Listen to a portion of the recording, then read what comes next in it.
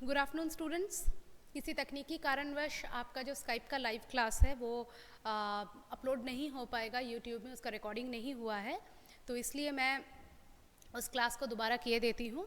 हाँ, वहाँ आपका रिस्पांस नहीं रहेगा, लेकिन मैं क्वेश्चंस वही डिस्कस कर देती हूँ। देखिए क्या लिखा है मैंने, व्याकरण का रिवीजन क्लास होने वाला है, तो आपके व्याकरण का जितना भी सिलेबस है पूरे सारे पार्ट्स को जो है मैं डिस्कस कर देती हूँ आपको। ठीक है, सारे पार्ट्स जो भी हमने पढ़े हैं सब कुछ हम डिस्कस कर लेते हैं। तो प्रश्न यदि आप कर चुके हैं तो कोई दिक्कत ही नहीं है, कोई मतलब परेशानी आपको नहीं आएगी। यदि आप पूरा पाठ पढ़ चुके हैं तो कहीं पर भी आपको कोई प्रॉब्लम्स आने की कोई भी संभावना नहीं है। फिर भी मैं थोड़ा डिस्कस कर देती हूँ। जैसे कि हम लोग प्रश्न कर सकते हैं कि समाचार पत्र भाषा का कौन सा रूप होता है। समाचार पत्र भाषा का कौन सा रूप होता है? लिखित रूप होता है। तो इसी तरह से नॉर्मल पत्र भी भाषा का लिखित रूप होता है ना। इसी तरह से जैसे है कि आपका हम ये प्रश्न कर सकते हैं कि हिंदी दिवस कब मनाया जाता है।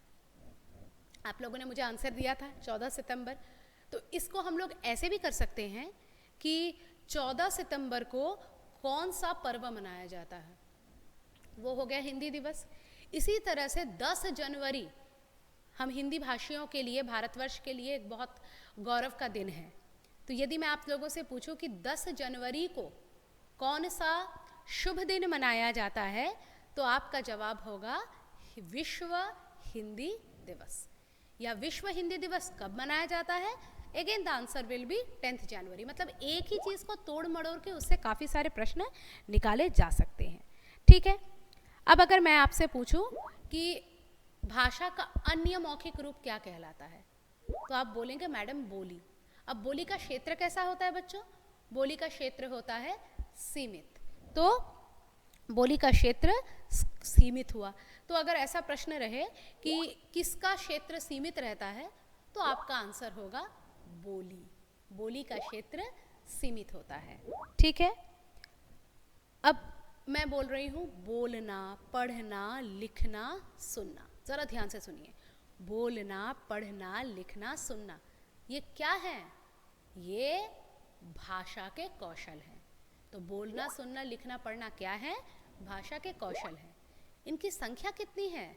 इनकी संख्या 4 है। ठीक है, उसके बाद अगर मैं प्रश्न पूछूं आपसे कि भाषा के कितने रूप हैं? भाषा के 2 रूप हैं। 2 कौन कौन से रूप हैं? मौखिक, लिखित। मौखिक भाषा, लिखित भाषा। ठीक है, अच्छा।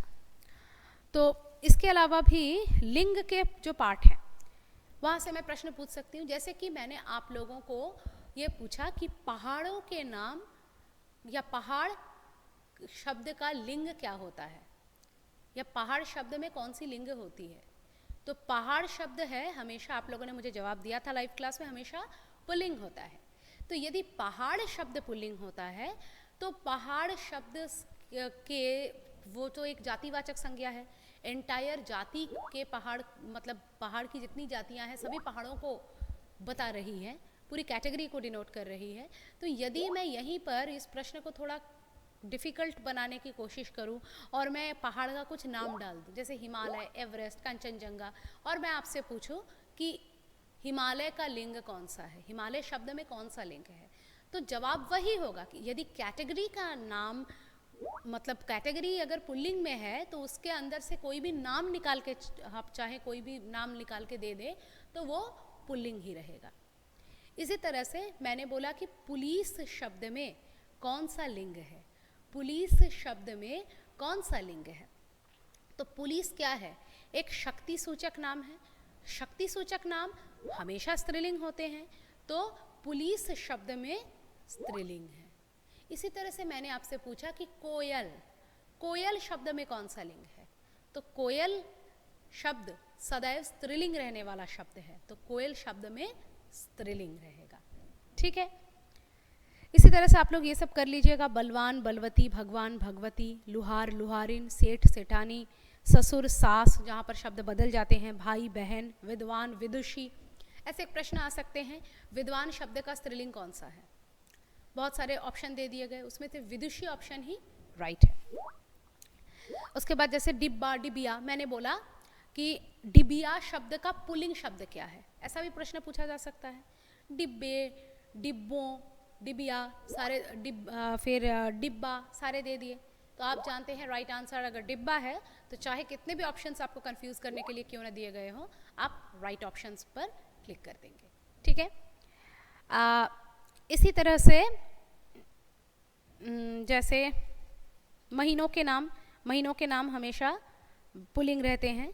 ठीक है, एक बहुत इम्पॉर्टेंट चीज़ है आप लोगों का जो चैप्टर 2 है, चैप्टर 2 में वर्ण विचार जिसका नाम है, उसका पेज नंबर 15 पृष्ठ संख्या 15 में एक बॉक्स बना हुआ है। देखिए उसमें लिखा है, देखिए अंग और अह अयोगवाह कहलाते हैं, अड़ और अढ़ हिंदी के नवीन विकसित वर्ण हैं, श्यत्र ज्ञश्र संयुक्त व्यंजन कहलाते हैं।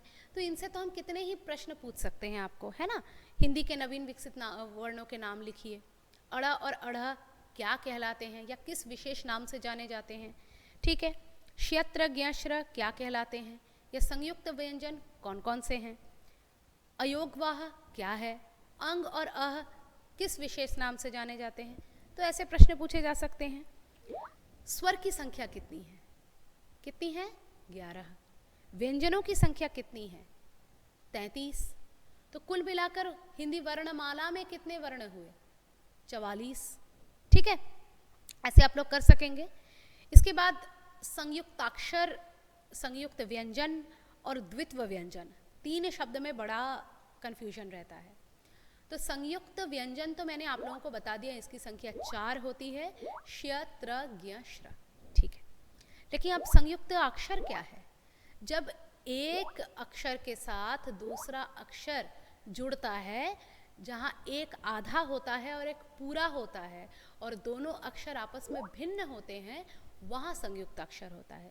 जैसे कि मक्खी, मक्खी में क्या है, म आधा क, ख में बड़ी की मात्रा, तो आधा क और ख दो सेपरेट वर्ण है, इनका मिलाप हुआ है किस वजह से, शब्द की ज़रूरत की वजह से।